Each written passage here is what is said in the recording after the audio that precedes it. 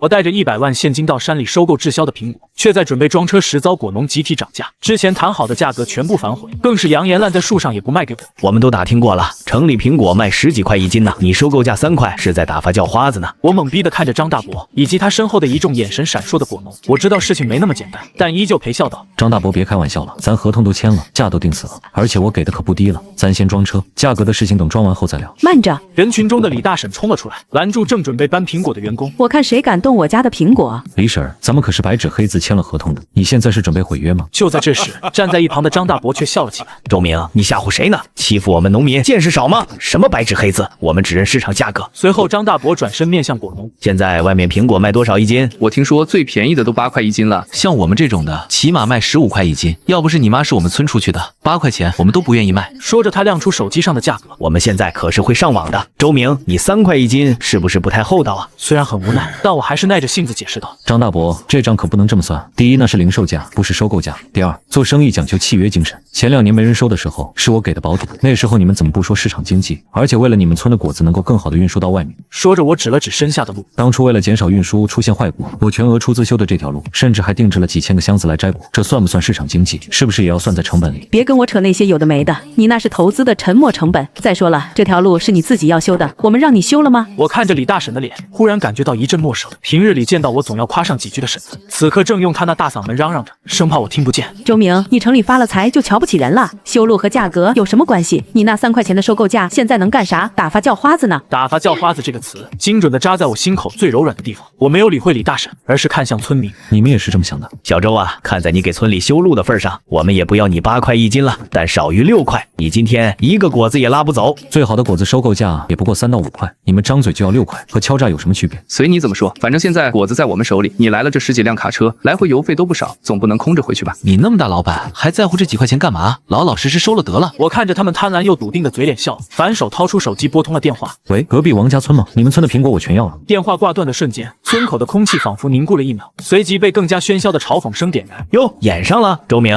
你这在城里混了几年，别的没学会，吹牛的本事倒是见长啊。看着眼前咄咄逼人的村民，我心中的那点温情彻底熄灭了。1年前我接到发小刘浩的电话，说村里苹果大丰收，销路却断了，贩子把价格压到8毛钱一斤，连本都回不来。我说服了公司的董事会，以个人名义启动这个乡情扶贫项目，他们把我围在中间，叫我周家村飞出的金凤凰，可现在却成了他们眼中的仇人。周明，今天就2条路，要么给6块，我们让你把苹果拉走，要么你就从这个村里爬出去。他猛地一挥手，几个早就等在一旁的年轻人立刻行动起来。他们推来一辆破旧的拖拉机，横在路中间，又吭哧吭哧地搬来几块大石头，彻底堵死了村口唯一的柏油路。我的车队被完全困住，后面几辆货车的司机们脸色难看，探出头来问我：周总，这怎么办？要不报警吧？我摇了摇头，警察来的最多是调解，他们可以说这是村内纠纷，可以耍赖，到时候只会把事情弄得更难看。而我的苹果等不起。我再次看向人群，目光扫过一张张既熟悉又陌生的脸，他们笃定我被困在了这里，像一只待宰的肥羊，别无选择。我再问你们一遍，3块钱一斤装不装车？不行的话，我就去隔壁王家村收。装，接着装。王家村那帮穷哈哈，地都种不明白，能有几个好苹果？离了我们周家村的红富士，你周明啥也不是。人群里立刻爆发出哄堂大笑，混杂着各种尖酸刻薄的附和。咱们的苹果可是10里8乡最好的，又脆又甜，它不要是它的损失。某些人在城里发了财就瞧不起人了。3块钱，3块钱现在能干啥？打发狗呢？我没有理会他们，而是将目光投向人群后的发小刘浩。他几次想往前挤，都被他爹死死按住。你傻，大家都在要钱，你出什么头？我收回目光，心里最后一点犹豫也消失了。我什么都没说，只是默默拿出手机，打开录像，对准了张大伯那张扭曲而得意的脸，对准了堵路的拖拉机和大石头，对准了所有起哄叫嚣的村民。空气里的喧嚣有了一瞬间的停滞，但很快张大伯的笑声打破了这片刻的安静。录啊，录下来，让全城里的人都看看，我们农民要个辛苦价有什么错？而你这个为富不仁的资本家是怎么欺负乡亲的？他的话像一个信号，村民们非但没有收敛，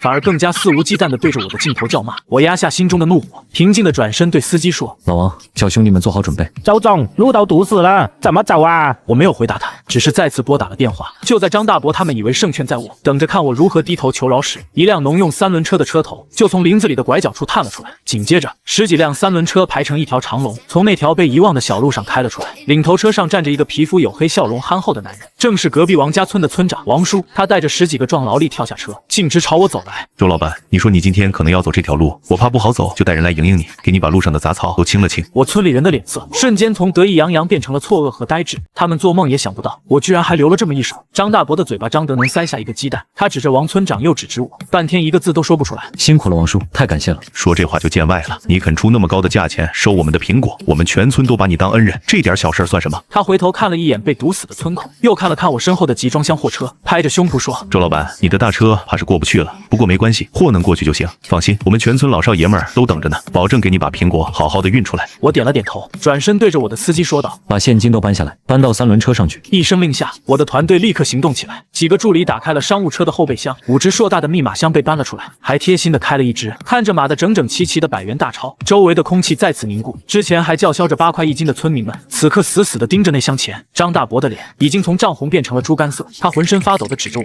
周明，你敢！我没理他，只是指挥着现场的交接，一切准备就绪。我坐上了王村长的3轮车，临走前我回头，目光平静的扫过那些呆若木鸡的乡亲，最后落在了张大伯那张扭曲的脸上。张大伯，路是死的，人是活的，可惜有的人心已经死了。说完，3轮车队扬起一阵尘土，朝着王家村的方向绝尘而去，留下一整个懵逼的周家村人。周老板，你看到没？他们脸都绿了。那也是咎由自取，我给过他们机会了。周老板，你放心，我们村绝对不会这样。王家村的村口和周家村简直是2个世界，这里没有堵路的拖拉机，没有一张张贪婪算计的脸，打谷场上一筐筐红彤彤的苹果堆积如山，但都用蛇皮口袋分门别类的装好，筐与筐之间流出了检验的过程，上面还细心的盖着一层防尘的塑料布。这份细致和认真让我的团队都暗自点头。乡亲们，周老板来了！村民们热情的围了上来，但都被王村长拦住。大家别急，让周老板的人先验货过秤，咱们王家村的人讲规矩。王村长嗓门一亮，人群立刻安静下来，自动让出一条路。我带来的人立刻开始工作，王村长就站在旁边，神情比我还紧张，不停地叮嘱村民：谁家的苹果自己看好称，别出了差错，让人家周老板为难。所有人都排好队等待，现场发钱。长条桌很快被摆在了打谷场最显眼的位置，5只现金箱一字排开打开，那片红色的海洋在午后的阳光下，耀眼的让人睁不开眼。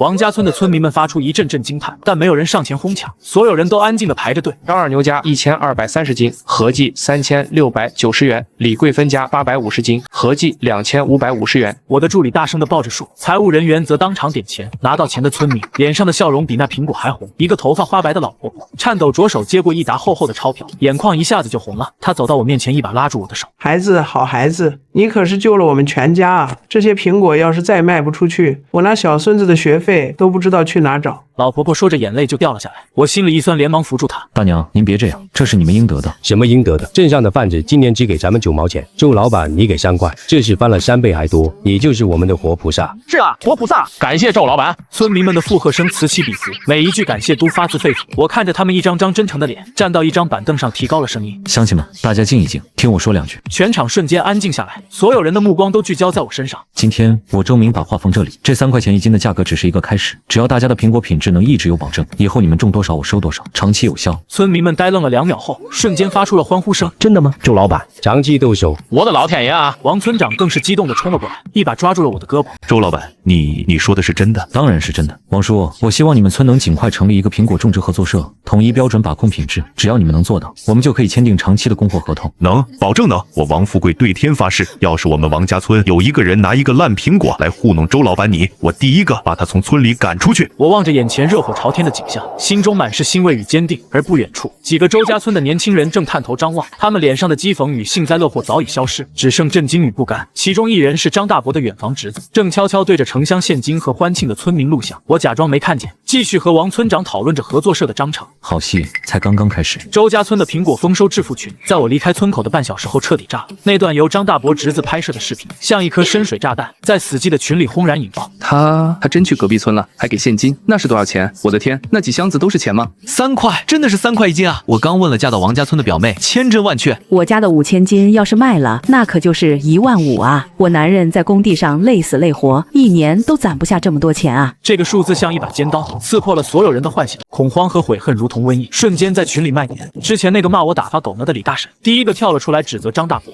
张大发，你人呢？你给我出来！你不是说他不敢走吗？你不是说他离了咱们村的苹果就得哭吗？现在呢，人家在隔壁村发钱，我们怎么办？张大发，你个老东西，快出来给个说法！都怪你，非要带头要8块钱，现在好了，3块钱都捞不着了。所有的矛头瞬间全部对准了那个之前被他们奉为领袖的张大伯。被逼无奈，张大伯终于在群里回了一句：慌什么？一个个没出息的样子，他那是在做戏给我们看。王家村儿那破苹果又酸又小，他收回去卖给谁？等他发现上当了，还得哭着回来求我们。都把自家苹果看好了，低于8块，谁也别松口。他的话在此时显得如此苍白无力。就在这时，一条新的消息弹了出来，发送人是我的发小刘浩。我刚从王家村回来，亲眼看到了，他们的苹果跟咱们的差不多，有些甚至比咱们的还好。周明带了专业的验果师，烂果刺果一律不要。如果说张大伯的话是摇摇欲坠的朽木，那刘浩这句话就是压垮骆驼的最后一根稻草。群里彻底疯了。王八蛋，张大发，你个老骗子，你害死我们了！我的钱啊，我的1万多块钱啊，赔钱！你必须赔我们家的损失！辱骂的语音一条接着一条，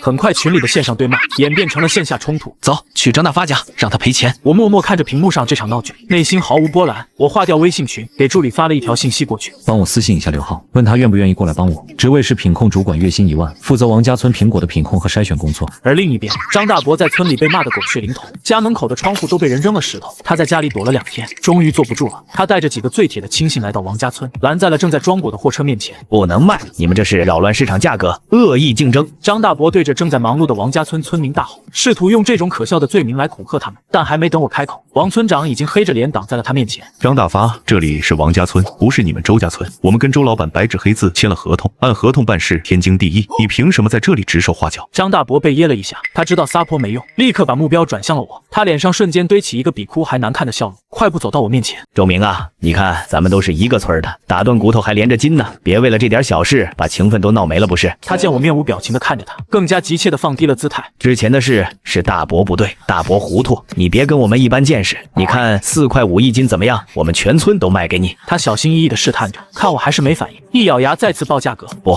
，4块5，4块总行了吧？周明给大伯一个面子，这事儿就这么过去了啊！我看着他这张卑微又贪婪的脸，突然笑了，那笑声不大，却让周围所有人都安静了下来。我从助理手中拿过一个文件夹，当着张大伯的面将里面的一份文件郑重地递给了旁边的王村长。王叔，这是我们法务拟好的正式合作协议，您看一下，如果没问题，我们明天就可以举行正式的签约仪式。随后我转过身，目光扫过张大伯和他身后那几个跟屁虫。我这次回来除了收购苹果，还准备了1000万的专项投资资金。1000万？这笔钱第一步收购，第2步就在村里建现代化分拣包装中心和冷库，我保证5年内全村人均收入至少翻10倍。我的声音在工地上回荡，每一字都像重锤砸在张大伯心上，他脸上的血色以肉眼可见的速度褪去。我往前走了一步，直视着张大伯那双已经失去焦点的眼睛，用一种平静到近乎残忍的语气，一字一顿地说道：这一切是为你们周家村准备的，现在他们属于王家村了。张大伯的腿一软，整个人再也支撑不住，瘫坐在了地上。他那双浑浊的眼睛终于涌上了彻底的绝望，他终于明白了，他们为了那区5块钱的差价，亲手扔掉的根本不是一笔钱，而是一座永远也搬不回来的金山。真相如同一场风暴，迅速从王家村传回了周家村，整个村子陷入了前所未有的死寂。当晚，